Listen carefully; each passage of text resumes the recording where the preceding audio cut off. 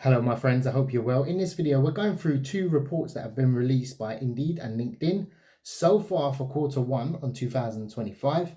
Which sectors have had the most level of growth? And we're going to talk about what ideas you can do if you're looking to start an agency and what sectors are actually booming right now. I use the term booming very loosely. So this one is actually Indeed, and we're going to go through them. I'm going to give my take on it, but to save you some time, if you don't want to watch the whole video, renewable energies, healthcare, construction, cybersecurity, beauty, logistics, and automotive are the ones that stuck out. But we're going to go through them individually. I'll give my thoughts on it, whether there's scope for starting an agency, and yeah, we'll go through it. So, renewable energies is the first one on this is the Indeed one. And renewable energies, enough said about it. We've talked about it many times on this channel before, and I can't really see, you have to have a niche within it. If you try and look at, I can't really see a gap in the market. And this is what we're looking for, because if you're first into an emerging market recruiting for it, you're going to win. You're going to win the big boys because no one's really doing it. A lot of these are stale. I think renewable energy have been tried.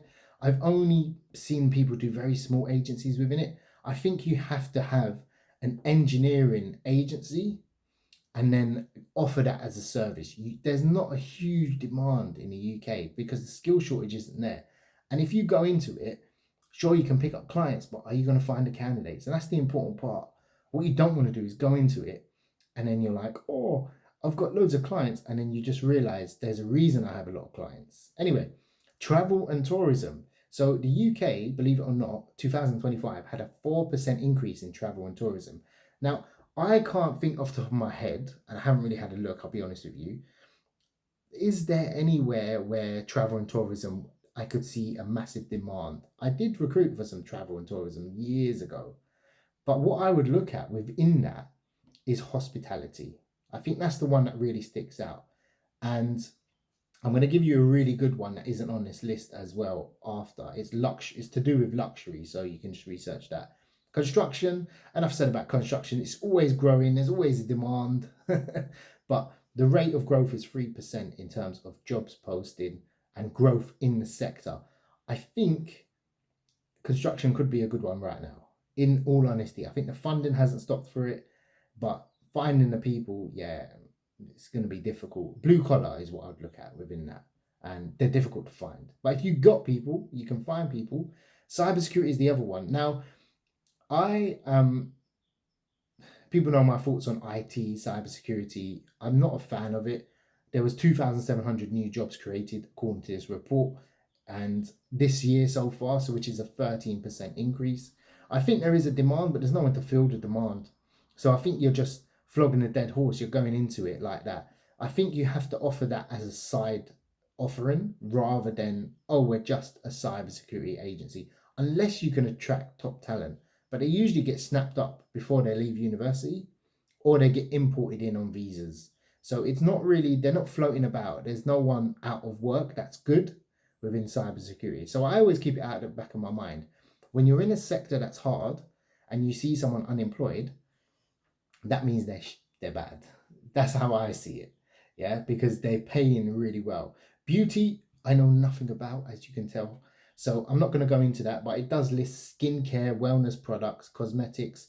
I also saw another report the other day, which sports and fitness. So the bicycle sector um, has had like a 40-50% growth this year so far as well. And this brings me to electronic scooters. During COVID, I picked up a company. I was actually very early on when everything was locked down. And they were like, we've grown from 4 people to 50 people in like 3 months because of the electronic scooter market.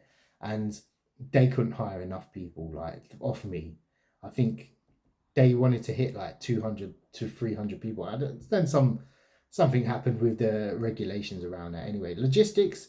This is another one. This is always growing. Look, I just had a parcel delivered, and this is food delivery, etc. But I think you're going to look around drivers anyway. Automotive as well. I'm a bit wary of automotive. I think like mechanics is always a good one, but around the electronic vehicle market, I don't know too much about it. It's saying there's growth, but I just brought a new car and the guy telling me there was a massive drop in sales, he's suffering in his business and all that. So I don't know anyway. But that's brand new cars, so I don't know. And yeah, so that's the Indeed one. The LinkedIn one is quite generic, and I'm gonna skip a lot of them simply because a lot of them are like all freelancers and stuff like that we ain't gonna have an interest in. Number one is e-commerce.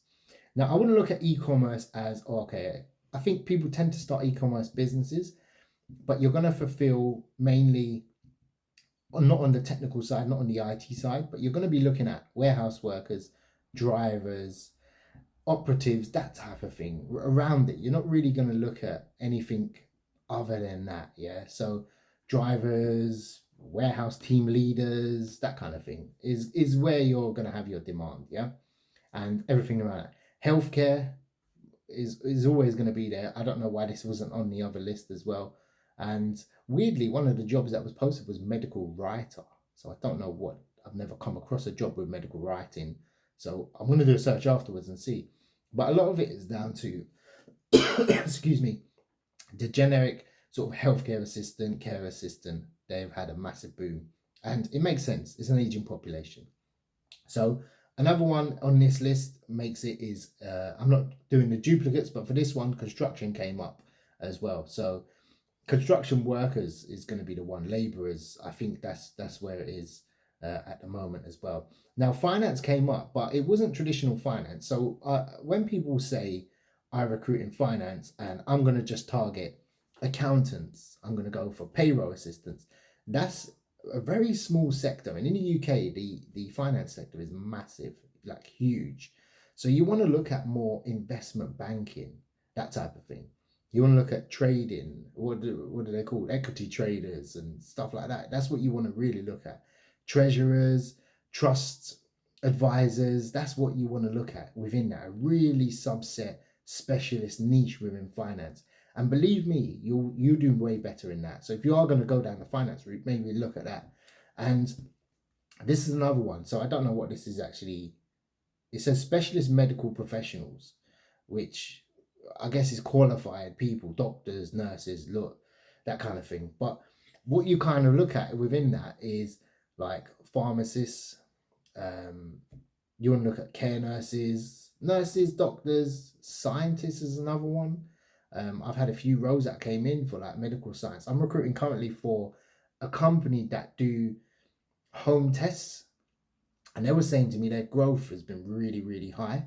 So basically what they do as a company is, I'm not promoting them, but you send off a piece of your hair. I can't do that obviously, and then they do a test and they tell you, look, this is your age, this is your thing.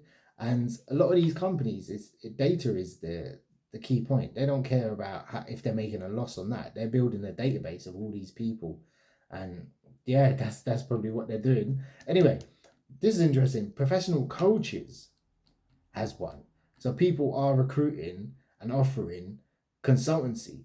Consultancy is one of the biggest unserved markets, I think, in the whole of the UK.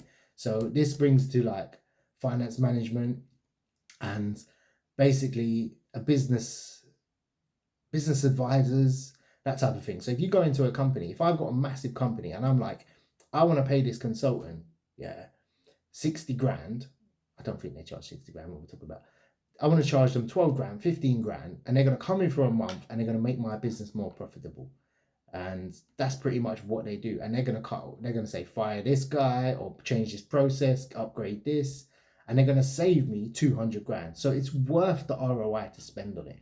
So there is that coaching, that type of business as well. And yeah, social media, digital marketing has seen a boom as well. So you want to look at like growth hackers. You want to look at anything to do with marketing on social media as well. I think that's the one. And believe it or not, customer service has seen a boom, 54% growth since this year. I guess they've fired a lot of people or something. I don't know. But again, I don't know nothing about that. Education is another one. So this is number 11 on the list. So this is a long list. So education, look, tutoring is a part that you need to look at within education. Don't look at teachers. Look at tutors. Tutors is the one right now. I can tell you that for sure. People are coming to me with roles like that. Mental health is another one. So this could be psychologists, anything to do with OTs, uh, psychologists, again, clinical psychologists, physiotherapists, everything around it. And it's basically qualified mental health staff. And good luck finding them, by the way. So property is another one that seems to be on the rise. Don't know. Property sales, this is. And this could be around surveyors, anything around that. But these are just some ideas. Specialist engineering, I couldn't name you anything around that. I guess that's IT related as well. And last but not least, then we'll do the bonus one. So artificial intelligence is one that you can look at. So machine learning engineer.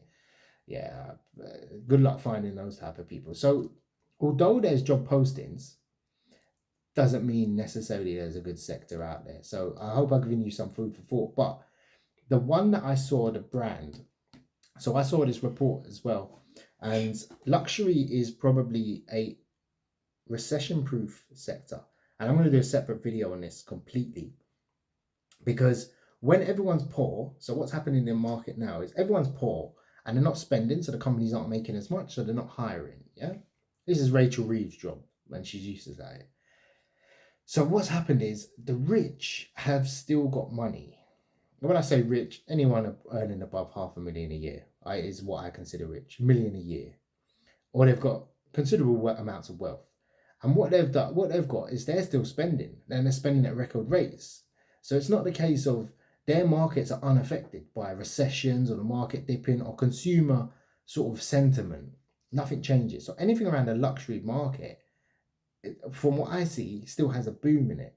And you just have to do your research. But I'm going to do a whole separate video on the luxury market and why you should recruit it, because it's recession proof. So I hope you've enjoyed this video. I've given you some food for thought. All the best and take care.